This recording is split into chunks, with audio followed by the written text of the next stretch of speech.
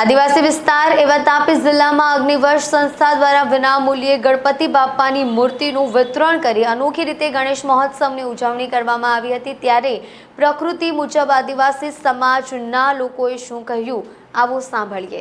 આજે લોકો ગણેશ મહોત્સવમાં લાખો રૂપિયાનો ખર્ચો કરી રહ્યા છે, પરંતુ આવા લોકોએ ભૂલી જાય છે કે આપણા આદિવાસી વિસ્તારમાં કેટલાક એવા પણ હિન્દુ ભાઈ બહેનો છે જેમણે ગણેશ મહોત્સવ કરવાની ઈચ્છા છે, પરંતુ તેમની પાસે મૂર્તિ લેવાના પણ પૈસા નથી।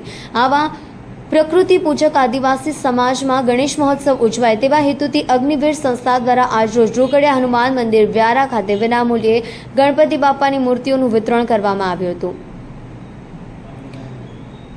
સંચાર દ્વારા સમૂહ લગ્ન ગૌરક્ષા સહિત અનેક કાર્યક્રમો દ્વારા આદિવાસી હિન્દુ સંસ્કૃતિ બચાવવાના પ્રયત્નો થઈ રહ્યા છે। ખરેખર આ ખૂબ જ પ્રશંસનીય અને સારા પ્રયત્ન ગણાવી શકાય।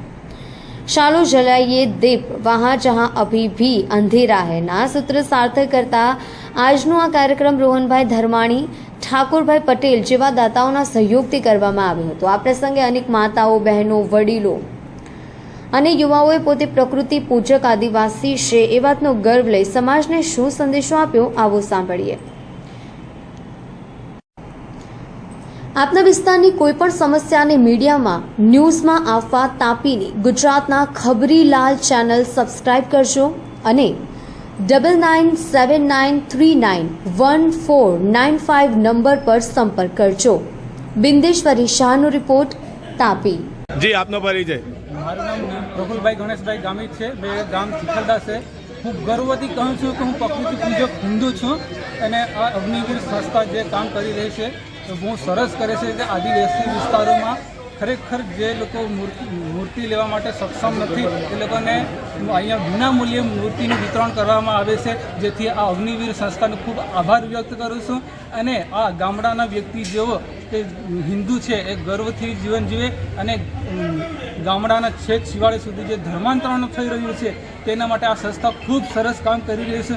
એના બદલ અગ્નિવીર સંસ્થાને હું ખૂબ આભાર વ્યક્ત કરું છું કે જે હિન્દુને ધર્મની રક્ષા કરે છે અને સમાજ આદિવાસી પ્રકૃતિ પૂજક જે ગર્વથી આદિવાસી પૂજન કરે છે, જેઓની આ રક્ષા કરે છે અને જેઓને સપોર્ટ કરે છે, એ લોકોને સાચા રસ્તો બતાવે છે, માર્ગદર્શન આપે છે, જેથી કરીને આ સંસ્થાને ખૂબ ખૂબ ધન્યવાદ કે જેથી અમારા હિન્દુત્વને જગાવવામાં અને હિન્દુત્વને આગળ વધારવામાં આ સંસ્થા અનેક કામ કરી રહી છે। તે બદલ હું આદિવાસી થઈને એક ગૌરવપૂર્વક હિન્દુ વ્યક્તિત્વ ધરાવીને હું એક આ સંસ્થાને ખૂબ આભાર વ્યક્ત કરું છું।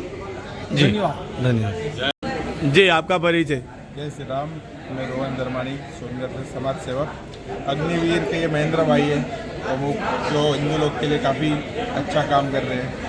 तापी जिले में इन्होंने घर वापसी भी की थी दिसंबर में अपने कीर्तन के कार्यक्रम में। 300 परिवार घर वापसी हुए थे। आज मूर्ति का कार्यक्रम कम से कम 100 मूर्ति यहाँ से वितरण हुई और ये काफ़ी जिलों में कर रहे हैं। हिंदू लोग के लिए काफ़ी अच्छा कर रहे हैं। इसके लिए अपन इनके साथ है कायम। आगे का महेंद्र जी बताइए। जी महेंद्र जी। મારું નામ મહેન્દ્ર સિંહ રાજપૂત, અગ્નિવીર રાજપૂત સંગઠન જવાબદારી છે। અમારું સંગઠન દર વર્ષે કાર્ય કરે, સમૂહ લગ્ન ઘર વાપસી બી કરે અને ગણપતિ ઉત્સવ બી ધામધૂમથી મનાવે। તાપીથી વાપી સુધી આદિવાસી વિસ્તાર અંદર આ વખતે કમસે કમ 700 ગણપતિ મૂર્તિનું વિતરણ નિઃશુલ્ક ગણપતિની મૂર્તિનું વિતરણ કરે। અમારો એક જ ઉદ્દેશ્ય કે લોકો ધર્મ જાગૃત થાય અને જાગૃત થાય, જે ક્રિશ્ચન બન્યા એને સમજાઈને હવે આપણે ઘર વાપસી કરીએ। જી, આપના આ કાર્ય માટે આપને પ્રેરણા ક્યાંથી મળે છે? અમે લોકોને સહયોગ દીધો। રોહનભાઈ છે, આ સોનગઢ વ્યારા અંદર રોહનભાઈનો અમને બહુ સપોર્ટ છે। જ્યારે બી ઘર વાપસી હોય કે સમૂહ લગ્ન હોય એક અમને સારો સપોર્ટ અમને મળતો છે। આપ સમગ્ર સમાજને શું કહેવા માંગો છો આ પ્રસંગે?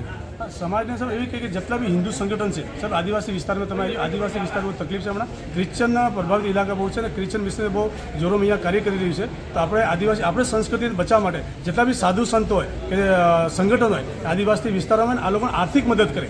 કોઈ મજબૂરી કોઈ ખુશીથી ધર્મ પરિવર્તન નથી કરતો ને કંઈ ને કંઈ તકલીફ છે તો એમને સિર્ફ તમારે હાથ પકડવાની જરૂર છે। તમે સાહેબને હાથ પકડશો ને તે તમારી સાથે ચાલવા તૈયાર છે। જી, ધન્યવાદ। જી, આદિવાસી હિન્દુ ચૌદેશો અને પ્રકૃતિ પૂજક છું એનો મને ગૌરવ છે ને આખા ભારત દેશ માટે આદિવાસીનું ગૌરવ યાદ કરું છું। આજે જે કાર્યક્રમ થયો એના વિશે આપ શું કહેશો? આજે જે કાર્યક્રમ થયો આપણા અગ્નિવીર સંસ્થા તરફથી તો ગણપતિ જે વિનામૂલ્યે આપણને જે લાસ્ટ છેલ્લા માણસને જે પૈસા ખર્ચીને મૂર્તિ નથી લઈ શકતા એઓને પણ એ સંસ્થા જબરદસ્ત ભગવાન વિશે સમજાવ્યો અને એનો સ્થાપના પોતપોતાના ગામમાં લઈને કરશે અને ગણપતિને પૂજન કરશે એનું પણ ગૌરવ છે. અને જે બીજા ધર્મમાં એ વોટર પૂરતી ચાલે છે તેમના વિશે પણ ઘણા બધા ભાઈઓએ આ સંસ્થા દ્વારા વાત કરી અને અમે અંતર ધ્યાનથી અમે સાંભળીએ અને આ વાત હૃદયસ્થ કરી અને છેલ્લામાં છેલ્લે સુધી અમે હિન્દુ ધર્મનો ગૌરવ માનીશું. તમારું ગામ કયું ને નામ શું તમારું? મારું ગામ છે ગળદ. અને નામ તમારું? મારું નામ રતિલાલ ભીખાભાઈ ચૌધરી, ગામ ગળદ, તાલુકો ડોલવણ, જિલ્લો તાપી. જી ધન્યવાદ. આપનો પરિચય? ગામે અંજુબેન સુંદરભાઈ, ગામ કુકડા ડુંગરી, તાલુકો સોનગઢ, જિલ્લો તાપી. અંજુબેન, આજે શું કાર્યક્રમ રાખવામાં આવ્યો છે? આજે અગ્નિવીર દ્વારા અમને ગણપતિ બાપાની મૂર્તિ બાપાની મૂર્તિ આપવાનું વિનામૂલ્ય કાર્યક્રમ છે. હવે આ પ્રસંગે આપ શું કહેવા માંગો છો? અગ્નિવીર સંસ્થા દ્વારા અમને ઘણું સારું કાર્ય કરાવે છે.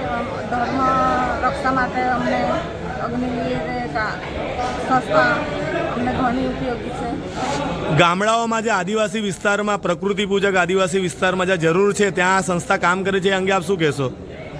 ઘણું સારું કાર્ય આ અગ્નિવીર સંસ્થા દ્વારા કરવામાં આવે છે અમારા આ આદિવાસી સમાજ માટે અને ધર્મના કાર્ય માટે.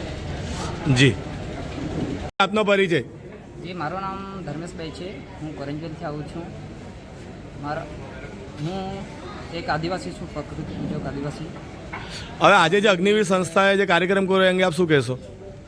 આજે અગ્નિવીર ગણેશ મહોત્સવ દ્વારા આયોજિત છે, જે ગણેશ મૂર્તિ વિતરણ કર્યું. વિતરણ કરે છે. ખૂબ સારું કામ કરે છે, અમને ગમ્યું. આદિવાસી વિસ્તારમાં સંસ્થા જે કામો કરે છે એ અંગે આપ શું કહેશો? આદિવાસી સમાજમાં જે આ ગણેશજીની સ્થાપના થાય છે, દર વર્ષે અમે કરીએ છીએ.